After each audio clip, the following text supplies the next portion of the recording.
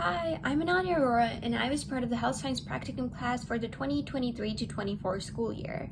Let's start with what Practicum is, a double-blocked weighted honors course that can only boost your GPA. If you enjoy getting hands-on experiences to immerse yourself into the real-world prospects of your dream career, it's a great way to get started and learn more about the field, especially in relation to STEM. Many of us choose to shadow healthcare professionals wanting to go into the medical field in the future, though don't be scared to branch out. Instead of limiting yourself to just doctors, you can also shadow other STEM professionals, including researchers, engineers, etc. Though I didn't shadow any other STEM professionals, I kind of regretted it because midway through senior year, I started looking more into the engineering side of the healthcare industry or biomedical engineering.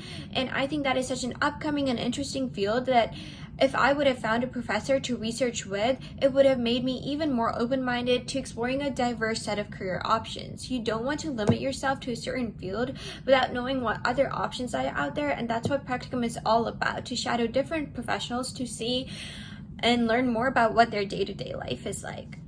Now on to finding a site. Though it may seem like a long and tedious process, you may hit some hurdles, sites not having space for a shadow or just not allowing one, but you shouldn't give up. Use the time Ms. Sumwall gives you at the beginning of the year wisely. You have 6 weeks to go out and personally reach out to sites.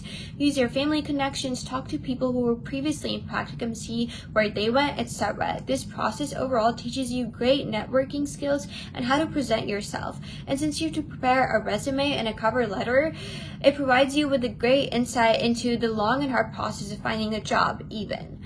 After the 6 weeks, you do have the opportunity to go to scene with other Practicum peers, but overall, don't procrastinate on finding a site because it catches up to you and you should be ready to start building those connections yourself. When going to your site, dress professionally and arrive on time to impress your host. Remember, you should take this as an opportunity to get a head start on building those professional relationships because you never know this experience can help you in the future. You want to build rapport because it also is just a fulfilling experience. At the end of my shadowing period with the pulmonologist, my doctor told me how I would be a future hire, knowing how hardworking and studious I presented myself as, and that made me really happy. At the end of the day, all you have to do for your grade in the class is to write a journal on what you saw during your assigned time at your site and write down 5 new words you learned relating to your site. If you're shadowing a healthcare professional, this allows you to obtain a more comprehensive understanding of day-to-day medical language, and the more time you spend at your site, the more you're able to understand certain diagnoses. I was able to understand a lot of medical language relating to respiratory diseases and sleep apnea, how to treat them, etc., because each patient interaction sort of provided a blueprint for the other. All of this adds to your own knowledge and helps you decide if a certain field is for you. Now, passing on to my friend Amal, who will tell you more about how her year in Practicum was like. Thanks, Ananya. Hi, my name is Amal, and I had so many amazing experiences through Practicum.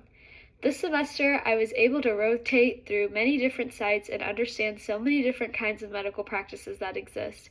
In January, I was shadowing an ophthalmologist and watched her perform eye surgery.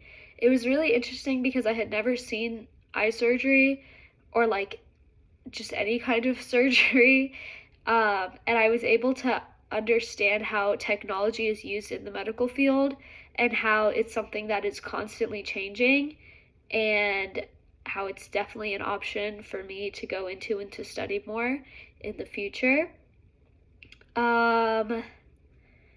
Also at the same hospital, it was during our freeze when the power had gone out, and so somehow the power going out had busted one of the machines, and so the doctor had to perform all of the incisions by herself, with a scalpel on the eyeball, which I thought was really cool. And I also, that same day, I don't know if this was because of the machine or not, like the machine being broken or not, but I also watched her put stitches on an eyeball, which was really cool. And I had never really thought about optometry as a field for myself that I'd be interested in, but it was such an interesting experience being able to watch her perform these surgeries that it definitely opened up my mind to potentially going into optometry school, because I know it's different from med school.